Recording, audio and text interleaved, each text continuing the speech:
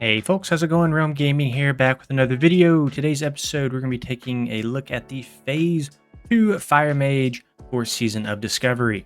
We're first going to be talking about talents and runes. Then of course, we'll be going over the rotation and gear later in the video. So with that being said, let's go ahead and get started. Alright, first and foremost, we're going to be going Improved Fireball here. Now, we're not going to be casting Fireball a whole bunch this phase.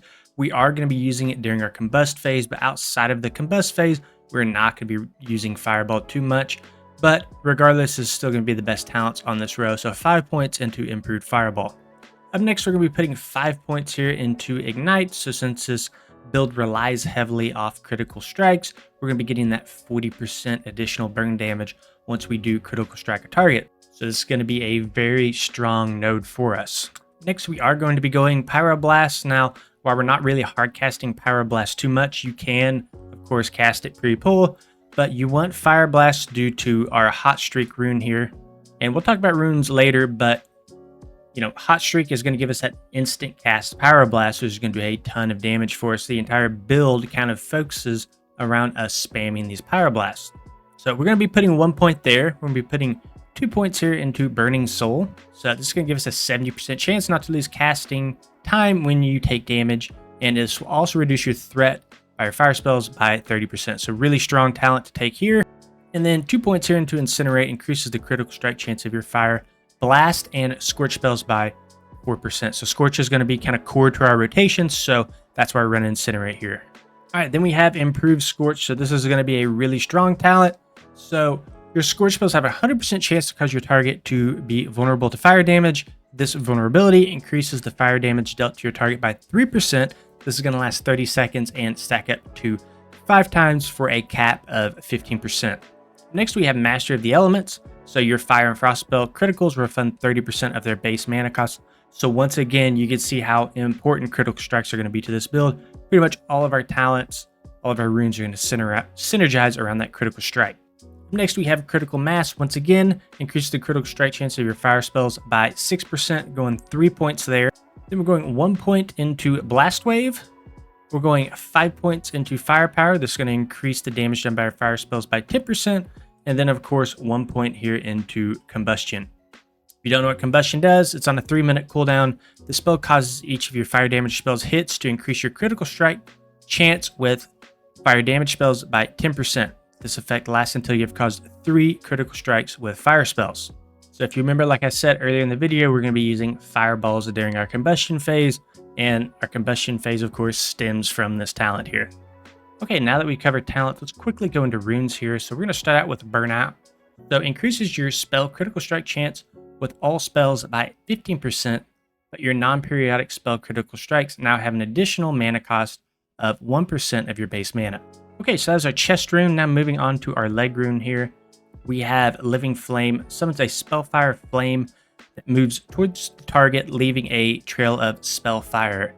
This trail deals X amount of Spellfire damage every second to nearby enemies, lasts 20 seconds. In our hand rune, we're going to be taking Living Bomb. The target becomes a Living Bomb, taking fire damage over 12 seconds. After 12 seconds or when dispelled, the target's going to explode, dealing a whole bunch of AoE fire damage. All right, then we got our Waste Rune, Hot Streaks. So this is kind of what I was talking about earlier. Anytime you score 2 non-periodic spell criticals in a row using Fireball, Fireblast, Scorch, or Living Bomb, your next 2 Pyroblasts cast within 10 seconds will be instant cast. Then finally, we will be taking Spell Power in our Feet Rune. It's going to increase the critical strike damage bonus of all spells by 50%. So this is absolutely huge. You want to make sure you are running Spell Power at all times. All right, let's quickly talk about the Fire Mage rotation here. So basically what you want to be doing is you're going to want to be casting Scorch, right? So if we go back to Improved Scorch, we get this fire vulnerability that stacks on the target. So you don't ever want to let those 5 stacks fall off. So think of Scorch basically as your filler spell in your rotation. Next, we have Living Bomb, and you want to keep this active pretty much at all times. And you're going to refresh it immediately after the explosion goes off. That's number 2 priority. Number 3, whenever your Hot Streak does proc, that's when that Pyroblast is going to be used. Then your number 4 priority here is going to be Living Flame. This is going to be, of course, the ability that does the trail of flame. So that's going to be your number 4 priority. And then after all this is done, then Scorch. Now, we talked about Combustion earlier. When combustion comes off cooldown, you're going to change your rotation just a little bit. So when you have 5 stacks of vulnerability and living flame and living bomb are active, then cast combustion. So you want to make sure that you're getting a living bomb in there, which you will because there's no cooldown on it. A living flame, you want to make sure that's off cooldown. And then you're going to be spamming fireballs, assuming that you have 5 stacks of the improved scorch up. All right, then for consumables, we're going to be using free action potion, mainly for the last boss of Nomergan, for that stacking frost debuff. We're going to be running Sage Fish Delight here. That's going to give us some MP5. We're going to be running Lesser Wizard Oil for our weapon, Elixir of Firepower, and then Greater Mana Potion. And I don't believe you can run both Lesser Arcane Elixir and Elixir of Firepower at the same time. So correct me if I'm wrong in the comments, but I think that's correct. All right, so let's go over gear. All of this has been cross-referenced with Zockify, so if somebody thinks that something's wrong, feel free to comment down below, but this list is coming directly from Zockify. I just built it out here. So our Bis is going to be from tailoring the Neuralinked Filament Monocle. We have the Spell Power Goggles Extreme, one coming from tailoring, of course, one coming from engineering. The Neuralink's going to give us 10 stamina, 10 intellect.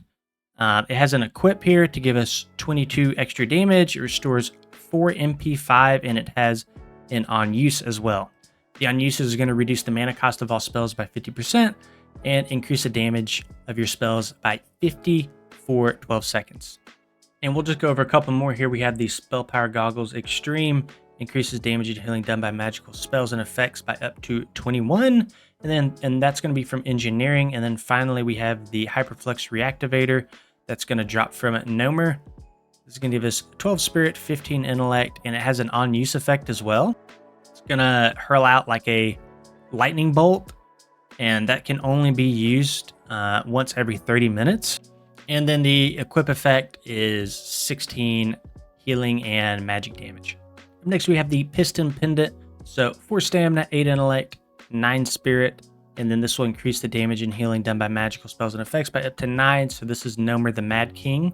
Now my EP calculator does have this Peace Officer's Torque coming in as a little bit better, probably due to that 1% critical strike, but I don't believe it is actually Bis. I think the calculator is off just a little bit here.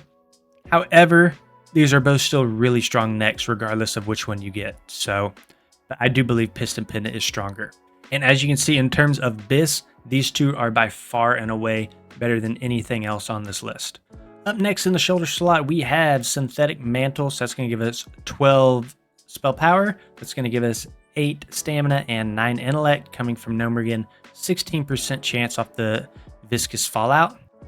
So outside of that, you can farm Scarlet Monastery for the Mantle of Doan or the Inquisitor's Shawl.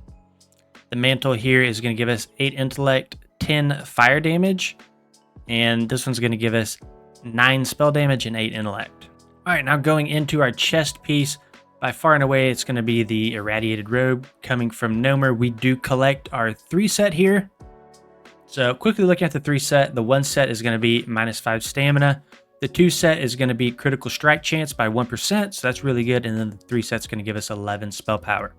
So highly recommend just farming for the robes in Nomer. If you can't get a hold of them, we do have these Cindercloth robes here that give us 27 fire damage, which are really strong. And then you see things start to fall off pretty quick. You can pick up the robes of the Magi off the auction house or this elemental chest piece here. And it looks like this is only going to be strong for that spell damage there at the bottom. Okay, going into our wrists. This is pretty much from most of the classes that I've covered so far, going to be consistent for most of the casters. These Dryad's Wrist Bindings. They give you a ton of spirit, intellect, and stamina. And this also gives us 16 spell damage. Now this is exalted with the Warsong Outrider, so it is going to be kind of difficult to come across. So below that, we do have a few options. We have the Phoenix Bindings, which come from tailoring. That's going to give us 13 fire damage. We have some other bindings here that come from Nomer with 5 stamina, 4 intellect. And they also give us 9 spell damage and 3 MP5. All right, so our Bis is actually going to be this glimmering gizmo blade here. That's going to come from Nomer. And this is going to give us 7 stamina, 4 intellect, and then 19 spell damage. So the reason it's probably low in our calculator is because it's comparing the raw stats of a one-hander to a two-hander, right? So once you factor in the offhand, this actually does become our Bis. Outside of that, if you're looking for an easy option, nothing here is going to be extremely easy, right? These are weapons that we're talking about.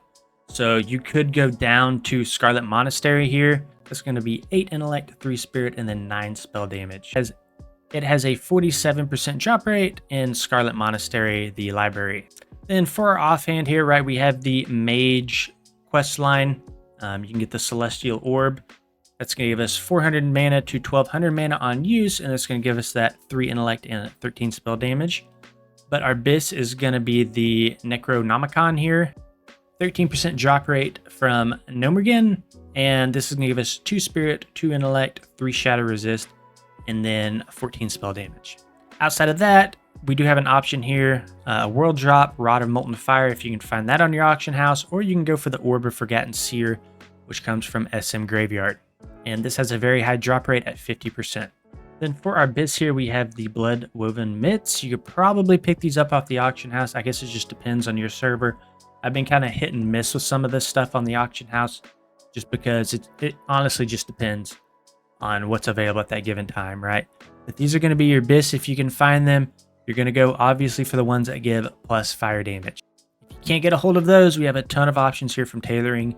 Probably your next best option is going to be your Dreamwave gloves that give 18 fire damage and then 4 intellect. All right, for our belt here, we have the Volatile Concoction belt for 77 armor, 6 stamina. This is going to be really strong, obviously, because of that 1% hit and then the 12 spell damage. This is going to be coming out of Nomergen at an 18% drop rate. If you're looking for an easy option here, we have the Scorching Sash. That's going to give you 13 fire damage here. That's just going to come from a Stranglethorn Veil quest. Then for our pants here, we kind of talked about this earlier, but this is going to help make up our 3 set. This is going to give us 4 MP5, 16 spell damage. The downside of this is it is going to give minus 10 stamina. I think the reason that they're doing this, I don't know for sure, is because they don't want PvE items in PvP. I don't 100% know that, but that just seems to be what the main reasoning behind it. Outside of that, you can probably pick up the red Mage Weave pants off the auction house for probably a pretty cheap price, right? Then completing our 3 set here, we have the Irradiated Boots. Once again, losing that agility, that stamina. But on the plus side, you are getting 12 intellect, 11 spirit, 1% chance to hit, 11 spell damage, and then once you complete the 3 set, 11 more spell damage. So those might be a little difficult to get. If you are tailoring, you do get these Spider Silk boots, which are very strong. Right, this has an on-use effect that's going to reduce your threat and damage taken by 30% for 6 seconds, and it has an equip that gives you 7 increased spell damage. All right, then for our rings here, we have the Ember Blood Seal that's going to come from Stranglethorn Veil at 5 blood coins. It's going to give us 16 fire damage, 6 intellect, and 9 stamina. Our next Bis is going to be the Hypercharged Gear of Conflagration, coming on a whopping 24% drop chance. Really awesome to see that. It's going to give you 4 intellect, 11 spell damage, and 4 MP5. Outside of that, hopefully you've done some reputation grinding. Hopefully, you ran BFD for some decent rings, because if not, it's going to be a little bit difficult to get decent rings. Pretty much everything else is going to come from the auction house down to these green items here for just the raw intellect. Then for the trinkets, not a ton of options here. We've got the Combustion Chamber, right, coming from Nomergen. And then we have the Invoker's Void Pearl. The Void Pearl coming from BFD, so hopefully you're able to run it, and then the Combustion Chamber coming from a Nomergen.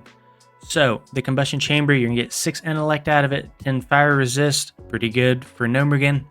Has an on-use effect that converts health into mana, and then it has an equip of plus 12 spell damage. Then the Void Pearl, if you're not familiar with it, you get 11 spell damage from it.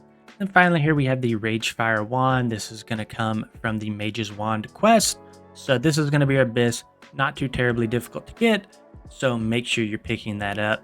I'm not even going to recommend anything else outside of this, outside of the auction house, because this is something that's not too difficult to get. I highly recommend to do it since it's our Bis. Alright guys, and that's it for this video. If you enjoyed it, please consider liking and subscribing to the channel, and we will see you on the next one.